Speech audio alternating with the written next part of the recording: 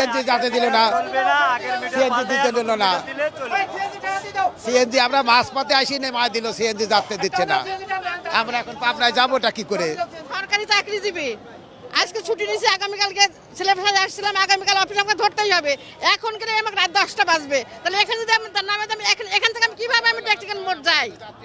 আমি কিভাবে এখন যাব? এইখান থেকে আমি কিভাবে টেকনিক্যাল মোড যাব? এখন সিএনজি না পেলে তো আমরা আসতাম না, সিএনজি না আসলে তো আমি বাড়ি থেকে আসতাম না, আমি যেভাবেই হোক আমি যাওয়ার ব্যবস্থা করতাম। কিন্তু এখন আমি এখান থেকে কিভাবে যাই? এখন এখন এখান থেকে যাওয়ার পর আমার কোনো ব্যবস্থা আমি খুঁজে পাচ্ছি না। আমি তো এভাবে কখনো রাস্তায় তো আমি নামিনি কখনো।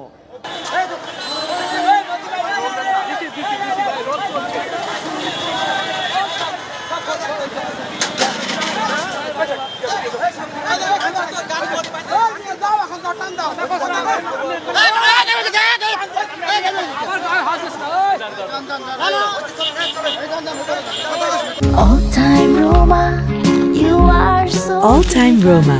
Taste it, love it. গাড়ি ভাঙবেন না কেউ,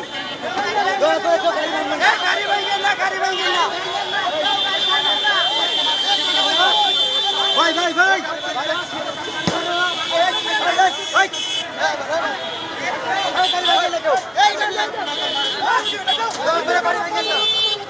অসুবিধা অসুবিধা সবারই আছে পৃথিবীতে, দাবি দেওয়া থাকতেই পারে, তাদের আলাপ আলোচনার মধ্যে করতে হবে তো এটা রাষ্ট্রের কাছে।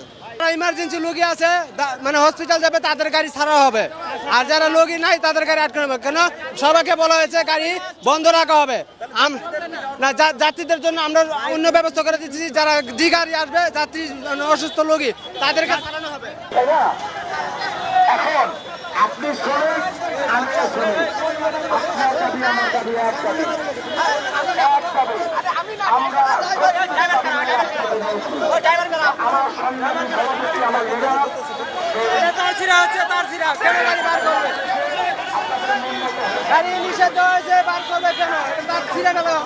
আমি তো সিদ্ধেশ্বরী যাব, সিদ্ধেশ্বরী, আমি হসপিটাল থেকে আসছি। হ্যাঁ, এত সমস্যা, এত সমস্যা তো পড়ছি। এখন তো আমি তো আর জানি না আজকে যে হরতাল বা সিজির, এটা আমাদের জানা নাই। আমি তো গ্রাম থেকে আসছি, আইসা মনে করেন আজকে বাসার থেকে আসছি, ড্রপ দিয়ে গেছে, এইভাবে গেছি।